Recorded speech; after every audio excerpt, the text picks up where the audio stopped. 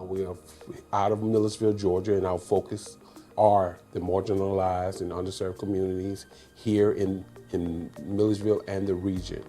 We focus on programming that assists in recreation, arts, technology, financial literacy, things that bring future to some who might not think they have any.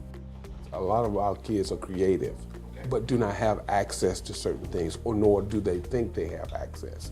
And because of this class, I saw a lot of my kids begin to imagine using this forum in ways to get their points across through many of the issues, taking their creativity and actually using what they've learned in practical application and into projects that they can say, look, Mr. Barnes, look at this. I'm coming up with a podcast based on this, and these are the characters, and this is how the story is going to go.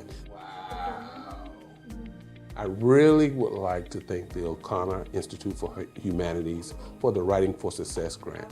It really touches me and the executive board's heart to see our kids being so creative, and I'm looking forward to even more opportunities for partnership.